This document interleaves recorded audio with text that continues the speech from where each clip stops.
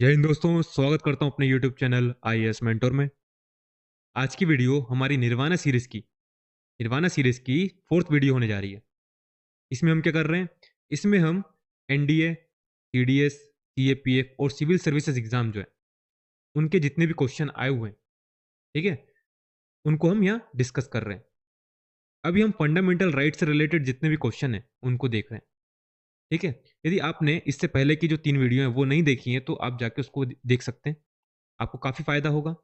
ये जो वीडियो है ये सिविल सर्विसेज एग्जाम 2024 का जो प्री होने वाला है उसके लिए काफ़ी इंपॉर्टेंट होने वाली है, ठीक है। तो शुरू करते हैं अपनी इस वीडियो को। और हाँ, वीडियो शुरू करने से पहले यदि आपने वीडियो को लाइक नहीं किया तो प्लीज़ लाइक कीजिए, शेयर कीजिए दोस्तों तक, और चैनल पर नए तो चैनल को सब्सक्राइब कर लीजिए, ठीक है, ताकि इसी तरह की आने वाली वीडियो आपको मिल सके। ठीक है, तो हमारा ये पहला क्वेश्चन क्या है? पहला क्वेश्चन क्या है? संसद के 44वें संशोधन अधिनियम द्वारा निम्नलिखित में से किसे विलोपित किया गया है? Which one of the following was eliminated by the 44th amendment act of the parliament? ठीक है, अब आप इसका आंसर कमेंट बॉक्स में टाइप कीजिए। क्या है इसका आंसर? आपने बेसिक लक्ष्मीकांत तो आपने पढ़ी होगी, तो आपको इतना आइडिया होना चाहिए, ठीक है, कि 44 अमेंडमेंट के द्वारा कौन सा जो हमारा मौलिक अधिकार था, जो फंडामेंटल राइट था, उसको हटा दिया गया। होप आप लोगों ने लगा लिया होगा ये क्वेश्चन, ठीक है। तो इसका आंसर क्या है? इसका आंसर है संपत्ति का अधिकार, ठीक है। संपत्ति का अधिकार जो है इसे 44 कॉन्स्टिट्यूशनल अमेंडमेंट के द्वारा इसको हटा दिया गया है, राइट टू प्रॉपर्टी, ठीक है। ये बेसिक क्वेश्चन है, ठीक है। चलो आगे बढ़ते हैं, इसी से रिलेटेड दूसरा क्वेश्चन। ये देखिए, भारत के संविधान के यथा संशोधित अनुच्छेद 19 सब क्लोज 1 में निम्नलिखित में से क्या शामिल है? Article 19 sub clause 1 of the constitution of India as it stand amended includes which of the following? Option आप पढ़िए, हिंदी मीडियम वाले हिंदी का ऑप्शन पढ़िए, इंग्लिश मीडियम वाले इंग्लिश का ऑप्शन पढ़िए, और इसका जो आंसर है वो कमेंट बॉक्स में आप टाइप कीजिए। जब तक आप भी इसमें मेरे साथ पार्टिसिपेट नहीं करेंगे, ठीक है, तब तक मज़ा नहीं आएगा, ठीक है। पार्टिसिपेट करेंगे तो इसका फ़ायदा आपको भी होगा, इसलिए कमेंट बॉक्स में आप टाइप करते जाइए कि इसका आंसर क्या होगा, ठीक है। चलो शुरू करते हैं। पहला ऑप्शन क्या है? भाषण और अभिव्यक्ति की स्वतंत्रता, freedom of speech and expression, ठीक है। शांतिमयता से शांतिमयता से और बिना शस्त्र इकट्ठे होना, assemble peacefully and without arms, ठीक है। तीसरा ऑप्शन क्या है? संपत्ति का अर्जन और निपटान करना, to acquire and dispose property. Fourth option क्या है? भारत के पूरे राज्य क्षेत्र में स्वतंत्रता से आना जाना, to move freely throughout the territory of India, ठीक है। ये क्या है? आर्टिकल 19 की बात कर रहे हैं, ठीक है। तो इसका आंसर आप कमेंट बॉक्स में टाइप कीजिए, क्या होगा इसका आंसर, ठीक है। तो होप आप लोगों ने टाइप कर दिया होगा, है ना। तो इसका आंसर क्या होगा? इसका आंसर अभी हमने देखा है, ठीक है। लास्ट क्वेश्चन में हमने क्या देखा था? 44th कॉन्स्टिट्यूशनल अमेंडमेंट के द्वारा राइट टू प्रॉपर्टी जो होता है इसको हटा दिया गया, ठीक है, एलिमिनेट कर दिया गया। तो इसमें जो संपत्ति का अर्जन और निपटान करना ये तो होगा नहीं। तीसरा हटा दो, तीसरा हटा दो, ये गया, ठीक है।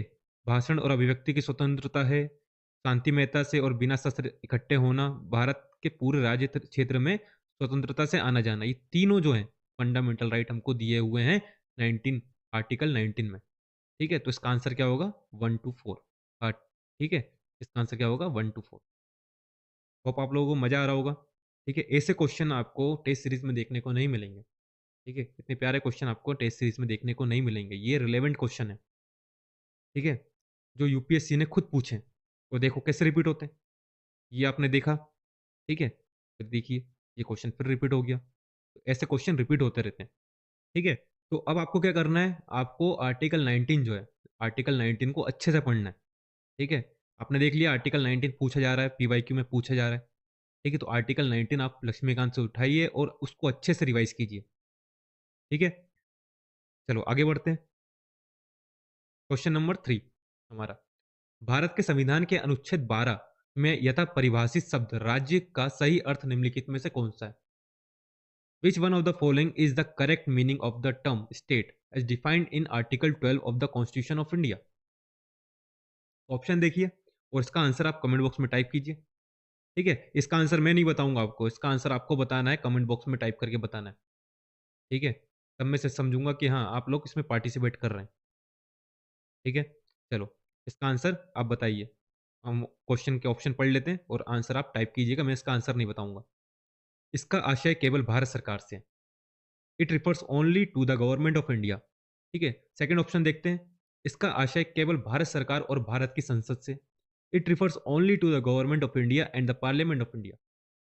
थर्ड ऑप्शन क्या है? इसका आशय केवल भारत सरकार, भारत की संसद तथा प्रत्येक राज्य की सरकारों और विधानमंडलों से। It refers only to the government of India, parliament of India and governments and legislature of each state. Option D क्या है?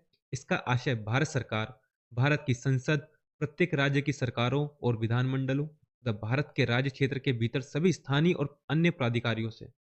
It refers to the government of India, parliament of India, governments and legislature of each state and all local और other authority within the territory of India. तो इसका answer आप comment box में type कीजिए, इसका answer मैं आपको नहीं बताऊंगा। ठीक है, आपने फंडामेंटल राइट अच्छे से पढ़े हुए हैं। ठीक है, आप लोगों का पार्टिसिपेशन जरूरी है। ठीक है, तब मुझे भी मज़ा आएगा ऐसी वीडियो बनाने का। ठीक है, तो इसका आंसर आप टाइप कीजिए कमेंट बॉक्स में। ठीक है, क्वेश्चन नंबर 4 हमारा देखते हैं क्या है। निम्नलिखित में से कौन सा मूल अधिकार गैर नागरिकों के लिए उपलब्ध है? ठीक है, which among the following fundamental right is are available to non citizen. ठीक है, तो ऑप्शन क्या है इसके? वाक स्वतंत्रता, फ्रीडम ऑफ स्पीच, आत्म दोषारोपण से संरक्षण, प्रोटेक्शन अगेंस्ट सेल्फ इंक्रिमिनेशन, अंतकरण की स्वतंत्रता, फ्रीडम ऑफ कंसेंस, रोजगार के मामलों में विभेद न करना, non discrimination in matter of employment. सबसे पहले आप बताइए कमेंट बॉक्स में कि जो नागरिकों के लिए उपलब्ध जो है फंडामेंटल राइट वो कौन कौन से हैं। मैंने पहली जो वीडियो थी उसमें आप बताया था कि जो नागरिकों को जो फंडामेंटल राइट्स मिले हुए हैं वो कौन कौन से हैं। ठीक है, आप यहाँ बताइए कौन कौन से जो फंडामेंटल राइट्स हैं वो सिर्फ नागरिकों को मिले हुए हैं। ठीक है, कमेंट बॉक्स में टाइप कीजिए, है ना। और इसका आंसर भी आप कमेंट बॉक्स में टाइप कीजिए, क्योंकि ये मैंने पहले बता दिया है ना। फर्स्ट वीडियो में मैंने इसको बता दिया था कि नागरिकों को कौन से अधिकार मिले हुए हैं। जब आपको मालूम होगा कि नागरिकों को कौन से अधिकार मिले हैं तो आप यहाँ से एलिमिनेट करके आप बता सकते हैं कि गैर नागरिकों को कौन से मिले। ठीक है, तो चलो इसका आंसर भी आप कमेंट बॉक्स में जरूर टाइप कीजिएगा। ठीक है, और इसका इन दोनों का आंसर मैं आपको नेक्स्ट वीडियो, जो अगली वीडियो आएगी उनमें मैं आपको इन दोनों का आंसर बताऊंगा। एक तो ये राज्य वाला, है ना, और एक ये ये मूल अधिकार गैर नागरिकों को जो उपलब्ध है इसके बारे में। ये दोनों का आंसर मैं आपको बताऊंगा नेक्स्ट वीडियो में। इससे पहले आप इसका आंसर कमेंट बॉक्स में टाइप कीजिए। ठीक है, चलो ये बहुत अच्छा क्वेश्चन है। ठीक है, बहुत अच्छा क्वेश्चन है, लास्ट क्वेश्चन है हमारा। ठीक है, कल हमने एक क्वेश्चन लिया था। ठीक है, उसी से रिलेटेड ये क्वेश्चन है। ठीक है, एज इट इज रिपीट हो गया। ठीक है, तो इसमें क्या है, निम्नलिखित में से कौन सा कथन सही है, सही बताना है। Which one of the following statement is correct? Bharat के संविधान के अनुच्छेद 21 क के अधीन राज्य 11 वर्ष तक की आयु वाले सभी बालकों के लिए निशुल्क और अनिवार्य शिक्षा देने का उपबंध करेगा। क्या बोल रहा है? अनुच्छेद 21 का कितना? 11 वर्ष। ठीक है, 11 वर्ष तक के बच्चों को। ठीक है, under article 21A of the constitution of India the state shall provide free and compulsory education to all children up to age of 11 year. ठीक है, सेकंड ऑप्शन देखते हैं। भारत के संविधान के अनुच्छेद 26 के अधीन प्रत्येक धार्मिक संप्रदाय को अपने धर्म विषयक कार्यों का प्रबंध करने की पूर्ण शक्ति है। क्या बोल रहा है? पूर्ण शक्ति। अनुच्छेद 26। Every religious denomination has got absolute power under article 26 of the constitution of India to manage its own affair in matter of religion. ठीक है, भारत के संविधान के अनुच्छेद 30 में अपनी रुचि की शिक्षा संस्थानों की स्थापना करने के संदर्भ में केवल धर्म और भाषा पर आधारित अल्पसंख्यक वर्गों का उल्लेख किया गया। ठीक है, only religious and linguistic minorities find mention in article 30 of the constitution of India in refers to the right to establish educational institution of their choice. ठीक है, ऑप्शन 4 देखते हैं। संसद विधि द्वारा भी भारत के उच्चतम न्यायालय से भिन्न अन्य किसी न्यायालय को अपनी अधिकारिता की स्थानीय सीमा के भीतर रिट जारी करने की शक्ति प्रदान नहीं कर सकती। Parliament cannot empower, even by law, any court other than the Supreme Court of India the power to issue writ within local limit to its jurisdiction। ठीक है, ये अब इसका आंसर, इसका आंसर क्या होगा? चलो एनालाइज़ करते हैं। पहला, तो ये जो है, ठीक है? ये जो है ये गलत है। कैसे? क्योंकि ये 6 से 14 वर्ष 6 से 14 वर्ष के बच्चों के लिए, ये हमने लास्ट वीडियो में देखा था। लास्ट वीडियो में हमने बात करी थी 6 से 14 वर्ष के बच्चों को यहाँ पे निःशुल्क एवं अनिवार्य शिक्षा का प्रावधान किया गया है अनुच्छेद 21 का के अंदर, आर्टिकल 21 ए के अंदर। ठीक है? ये कब जोड़ा गया था? ये जोड़ा गया था 86 constitutional amendment act 2002। 86 constitutional amendment act 2002, ठीक है? इसके द्वारा जोड़ा गया था। और कौन-सा केस था जिसके द्वारा जो शिक्षा का अधिकार है उसको जीवन के अधिकार में शामिल किया गया? तो कौन-सा था? मोहिनी जैन। मोहिनी जैन बनाम वर्सेस कर्नाटक, कर्नाटक राज्य। ये कब आया था? 1992 में। इसमें क्या बोला था? इसमें बोला था कि शिक्षा के अधिकार में, ठीक है? शिक्षा के अधिकार में जो व्यावसायिक शिक्षा है, ठीक है? जैसे इंजीनियरिंग, चिकित्सा, ठीक है? मेडिकल इंजीनियरिंग ये सब भी शामिल होगी। लेकिन बाद में सुप्रीम कोर्ट ने क्या किया? अपने जो ये डिसीजन था इसको ओवररूल किया और 1993 में बोला, 1993 में उन्नी कृष्ण बनाम आंध्र प्रदेश, ठीक है, केस जो हुआ था उसमें बोला कि नहीं, जो शिक्षा का अधिकार है इसमें प्राथमिक शिक्षा को शामिल किया जाएगा सिर्फ, प्राथमिक शिक्षा, ठीक है? प्राथमिक शिक्षा को शामिल किया जाएगा, जिस प्राइमरी एजुकेशन को शामिल किया जाएगा, जिसमें 6 से 14 वर्ष के बच्चों को निःशुल्क और अनिवार्य शिक्षा का प्रावधान किया गया। ठीक है? तो हो गया रिवाइज़। ये कल हमने देखा था। आपने कल की वीडियो देखी होगी तो आपको मालूम होगा। यहाँ से ये आपका रिवाइज़ हो गया। ठीक है? चलो आगे देखते हैं।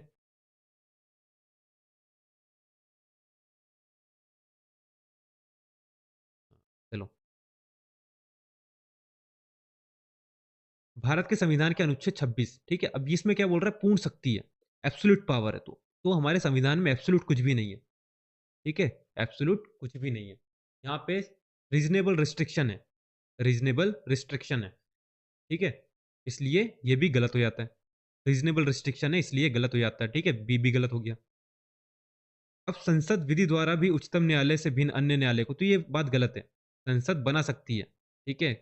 आपने देखा होगा हमारा उच्च न्यायालय वो भी रिट जारी करता है, ठीक है? और भी जो अन्य न्यायालय हैं वो भी रिट जारी कर सकते हैं यदि संसद विधि द्वारा ऐसा बना दे। और जो ये प्रावधान है जिसमें संसद विधि द्वारा उच्चतम न्यायालय से भिन्न किसी न्यायालय को, किसी अन्य न्यायालय को रिट जारी करने की शक्ति प्रदान करती है, किसमें दिया है? ये article, article 32 sub clause 3, article 32 sub clause 3 में ये प्रावधान दिया गया है। ठीक है? तो ये आपको समझ में आ गया होगा। ठीक है? तो चलो आगे बढ़ते हैं। ठीक है? तो ये ऑप्शन भी गलत हो जाता है। ऑप्शन सी, ऑप्शन सी भी कल रिपीट हुआ था। ये देखिए आपको बताता हूँ मैं। यहाँ पे आप देख रहे हैं? इसका आंसर हमने क्या लगाया था? आपने लगाया होगा तो आपको मालूम होगा, इसका आंसर हमने लगाया था अल्पसंख्यक वर्ग अपनी रुचि की शिक्षा संस्थानों की स्थापना और प्रशासन कर सकते हैं। ये सही है, कौन-सा सही पूछा था? हमने इसको गलत माना था, क्यों माना था? अनुच्छेद 30 के अधीन केवल भाषाई, निर्जातीय और धार्मिक अल्पसंख्यकों का उल्लेख है ना? तो आर्टिकल 30 में भाषाई और धार्मिक अल्पसंख्यकों का उल्लेख है, ना कि निर्जातीय। इसलिए ये ऑप्शन गलत हो गया था, है ना? अब ये देखिए, यहाँ पे क्या बोल रहा है? भारत के संविधान के अनुच्छेद 30 में अपनी रुचि की शिक्षा संस्थानों की स्थापना करने के संदर्भ में केवल धर्म और भाषा पर आधारित अल्पसंख्यक वर्गों का उल्लेख किया गया है। तो ये बात बिल्कुल सही है। क्वेश्चन रिपीट हुआ, ठीक है? ये जो है क्वेश्चन सीडीएस का क्वेश्चन है। ये सीडीएस का क्वेश्चन है और जो कल कल हमने किया था ये किसका क्वेश्चन है? ये सीएपीएफ का क्वेश्चन है, ठीक है? तो देख रहे हैं कैसे क्वेश्चन रिपीट होते हैं। अब क्या पता ये लाइन अगली बार हमारे सिविल सर्विसेज एग्जाम में रिपीट हो जाए, कोई नहीं कह सकता, ठीक है? तो इस तरह क्वेश्चन हमको एनालाइज़ करना है। अब आपको क्या करना है? आपको आर्टिकल 21 ए जो है इसको अच्छे से पढ़ना है, ठीक है? शिक्षा का अधिकार, ठीक है? आरटीई एक्ट जो है, राइट टू एजुकेशन एक्ट जो है इसको पढ़ना है अच्छे से, ठीक है? आर्टिकल 26, ठीक है? तो जो हमारा धर्म वाला अधिकार है, ठीक है? तो 25 से 28 जो है इनको देख लेना है आपको, ठीक है? यहाँ पे आपने देखा आर्टिकल 30, आर्टिकल 30 आप रिवाइज़ कीजिए जाके, ठीक है? रिट वगैरह जो है ये आप देखिए, ठीक है? इस तरह हमको करना है, यहाँ पे रिवर्स इंजीनियरिंग करनी है। हमने क्वेश्चन देख लिए किस तरह क्वेश्चन आ रहे हैं, ठीक है? यदि आप डायरेक्ट लक्ष्मीकांत लेके बैठ जाते तो आपको समझ में नहीं आता, आपको समझ में नहीं आता कि क्वेश्चन किस तरह बनते हैं।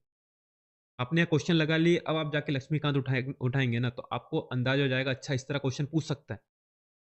किस पे फोकस करना है हमको, ठीक है?